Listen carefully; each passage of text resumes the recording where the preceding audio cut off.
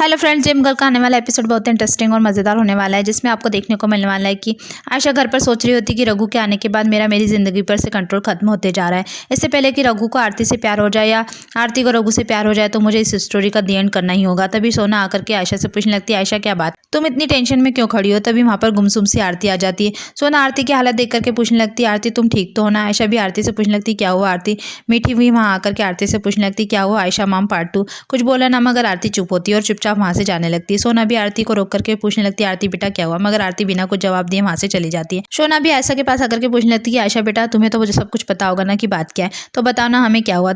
तभी आयशा भी कहने लगती, मम्मी जी आप लोगों को कुछ भी बता करके परेशान नहीं करना चाहती, बस मेरी एक ही रिक्वेस्ट है कि आप आरती से कुछ सवाल मत कीजिए। मुझे नहीं लगता कि वह इस हालत में है कि कोई जवाब दे सके। उधर मानव भी करण को बताता है कि करण तुम भूल रहे हो कि मैं एक डायरेक्टर हूँ और एक डायरेक्टर का तो कीड़ा मेरे अंदर है ही।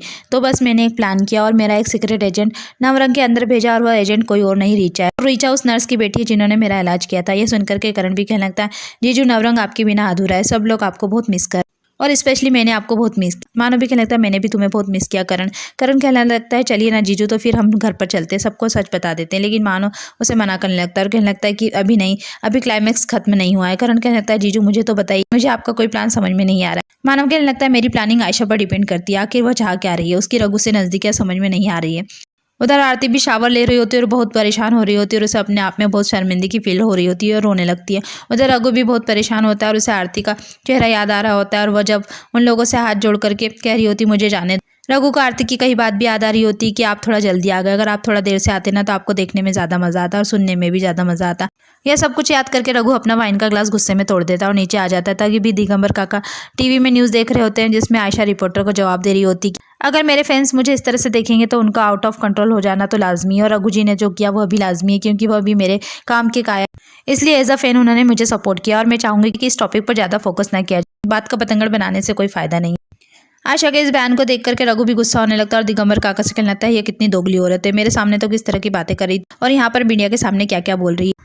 इन्हें लगता है कि यह जिस तरह से पब्लिक को उल्लू बनाती है, मीडिया वालों को अपनी उंगलियों पर नचाती है, इन्हें लगता है कि यह मुझे उल्लू बनाएगी, इनकी औकात नहीं है मेरे सामने खड़े रहने की। अब मैं इन्हें बताऊंगा कि रघुवेंद्र राज सिंह चीज़ क्या, और गुस्से में जाने लगता है। लेकिन दिगंबर काका रघु को समझाने लगते हैं कि रघु आपने बहुत ज़्यादा पी लिया, इसलिए कोई भी डिसीजन सोच समझ करके लेना, मगर रघु गुस्से में चला जाता है। उधर आयशा भी आरती के लिए जूस लेकर के जाती है। आरती भी आयशा को टीवी में देख रही होती है और उसका बयान सुन रही होती है और आयशा से पूछने लगती है कि आयशा यह सब क्या है। तभी आयशा कहने लगती है आरती दी आप इन सब बातों के बारे में चिंता मत कीजिए, मैं सब कुछ हैंडल कर लूंगी। और आरती से कहने लगती है यह मीडिया वाले ना बहुत ही क्यूरियस रहते, तो इन्हें कभी भी पूरी इन्फॉर्मेशन मत दो और इनमें भी थोड़ी क्यूरियस रहेंगी तो यह तुम्हारे पीछे पड़े रहेंगे। अब देखो हर जगह मेरी बात हो रही है और जितना मेरे बारे में बात होगी तो उतना ही लोग इंटरनेट पर मेरे बारे में सर्च करेंगे और इन सबसे फ़ायदा किसको होगा, हमारी फिल्म को जो कल से शुरू होने वाली है। देखो दी इस लाइन में कोई फर्क नहीं पड़ता कि पब्लिसिटी अच्छी या बुरी है, बस पब्लिसिटी होना चाहिए। तभी आरती कहने लगती मगर आयशा रघु को कैसा लग रहा होगा ना। तभी आयशा कहने लगती अरे मेरी भोली भाली बहन, आप इसी तरह इनोसेंट बने रहना और अगर रघु आपसे कुछ पूछे ना तो कह देना कि मैं मजबूर थी, मेरी पिक्चर वालों ने मुझे जबरदस्ती यह स्टेटमेंट देने के लिए कहा था। और कहने लगती है बस ध्यान रखिए अगर झूठ बोले तो इतनी सच्चाई से बोले कि कोई पकड़ नहीं पाए। तभी आरती कहने लगती लेकिन यह सब किस लिए आयशा, वह भी एक स्टार होने के लिए, भी एक ऐसा स्टार जिसकी इज्जत की धज्जियां उड़ गई। आयशा कहने लगती नहीं आरती दी मैं सब समझ रही हूँ कि आपके साथ जो भी हुआ ना वह गलत हुआ है, वह सब कुछ नहीं होना चाहिए था। मैं जानती हूँ कि आपको बहुत बुरा लग रहा होगा, लेकिन दी एक स्टार की तो लाइफ ही ऐसी होती है। तभी आरती भी कहने लगती है आज मैंने तुम्हारी तरह स्टार बनकर के तुम्हारी जिंदगी का एक नया पहलू देखा है और उसमें तो कुछ भी अच्छा नहीं है। आयशा कहने लगती नहीं दी ऐसे कोई बात नहीं है, मैं तो अपने फिल्म के प्रमोशन के लिए कितनी बार अकेले लाखों करोड़ों लोगों के बीच में गई हूँ बिना सिक्योरिटी के, लेकिन सबने इतना प्यार और इतना सहारा दिया और मुझे तो समझ में नहीं आ रहा है कि आपके साथ यह सब कैसे हुआ। मुझे तो यह सब बहुत कुछ अजीब सा लग रहा है, ऐसा लग रहा है कि तभी आरती कहने लगती है कि किसी ने प्लान किया।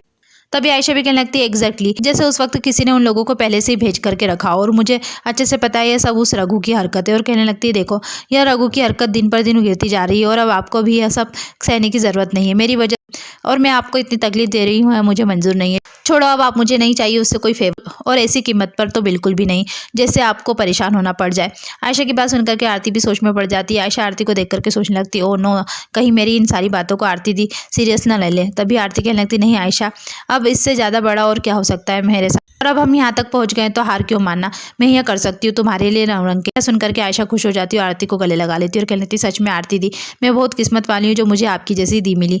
आरती भी भी कहने लगती है तुम भी बहुत अच्छी हो आयशा और मैं भी बहुत लकी हूँ। उसके बाद आयशा कहने लगती है हम लोग सब डिनर पर जा रहे हैं, चलो ना आरती दी। आरती मना कर देती है और कहने लगती नहीं आप लोग जाकर के एंजॉय कीजिए। आयशा भी कहने लगती है तुम अपना ध्यान रख। डिनर के लिए तैयार हो जाती है और प्रेम और सोना से कहने लगती है मम्मा मिठी कहाँ है। तभी मिठी भी वहाँ पर आ जाती है और आयशा से पूछने लगती है आयशा मॉम आप आयशा मॉम 1 है या आयशा मॉम पार्ट 2 है। आयशा भी कहने लगती बात हुई मीठी बस मैं आपकी आयशा मॉम हूँ। तभी मीठी कहने लगती नहीं मुझे आपका सीक्रेट पता है कि आप एक गेम खेल रहे हो ना, और आरती को आवाज़ लगाने लगती। तभी आरती भी वहाँ आ जाती है और पूछने लगती क्या बात है मीठी। मीठी भी आरती का हाथ पकड़ करके उसे आयशा के पैर ले जा करके खड़ी कर देती और कहने लगती मैं पता कर सकती हूँ कि मेरी आयशा मॉम कौन है, और एक पहेली पूछने लगती है। तभी आयशा उस पहेली का जवाब दे देती है। मीठी कहने लगती मुझे मेरी आयशा मॉम मिल गई। आरती भी कहने लगती है तो बहुत अच्छा तरीका है मीठी पता लगाने का, और आरती मीठी को तैयार कर देती और वो लोग सभी मिलकर के डिनर के लिए चले जाते हैं। आरती घर पर अकेली होती है। तभी उन लोगों के चले जाने के बाद रघु भी आयशा के घर पहुंच जाता है। आरती रघु को देख करके घबराने लगती है। रघु आरती के करीब आने लगता है और आरती से कहने लगता है क्या हुआ आप डर गई, आप तो गर्लफ्रेंड है ना मेरी। और कहने लगता है कि आपने जब मुझे कहा था ना तो उसके बारे में मैंने बहुत सोचा, तो मुझे लगा कि आप सही है और मैं गलत, तो बस उसी गलती का भुगतान करने आया।